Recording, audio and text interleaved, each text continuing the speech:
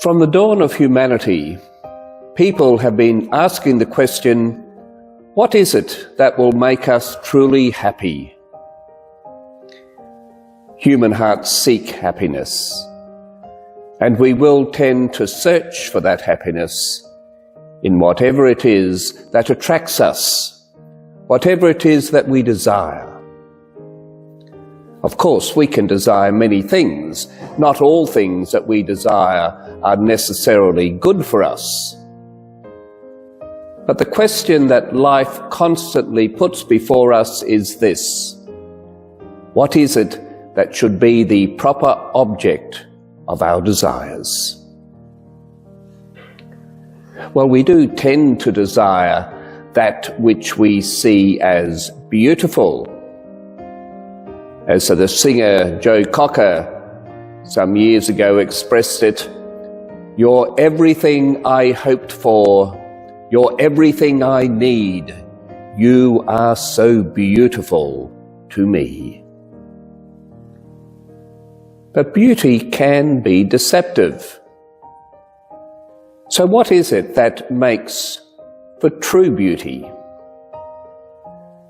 Now, there's no immediate and obvious answer to that question, but it is important for each person to engage in the search for an answer.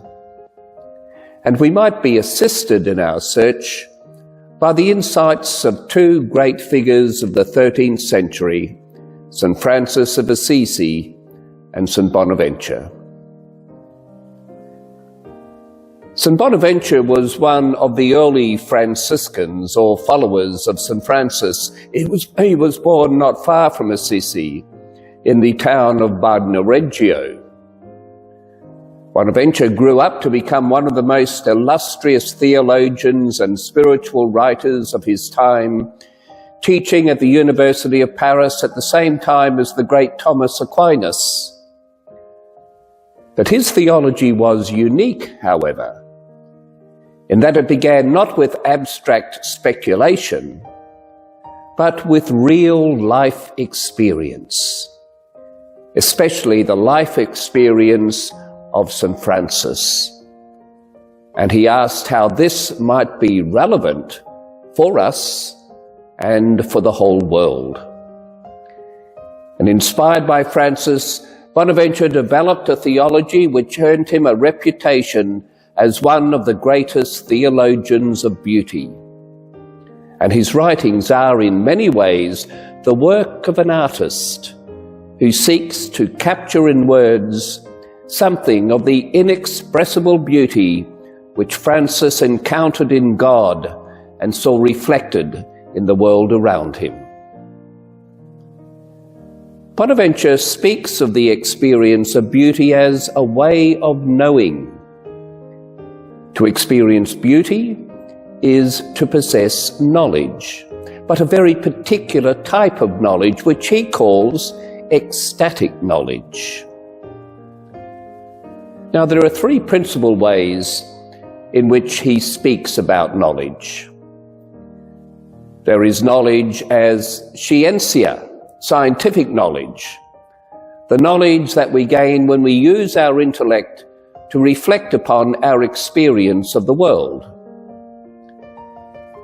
A deeper dimension of knowledge is revealed in the second word he uses, sapientia, or wisdom.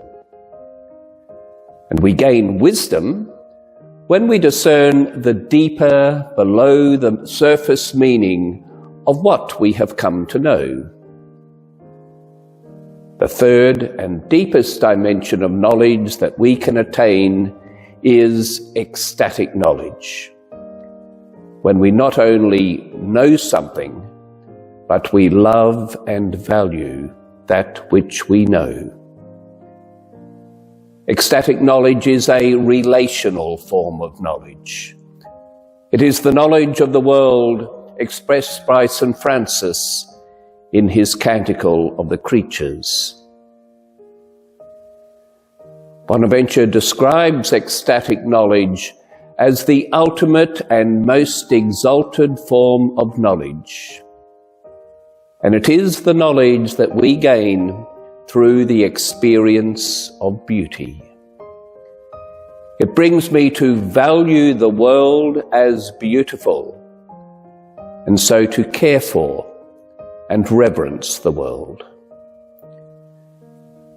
As St. Bonaventure writes in his work, the Breviloquium, the universe is like a beautifully composed poem in which every person may discover, through the succession of events, the beauty of the countless divine decrees that proceed from God's wisdom ruling the universe.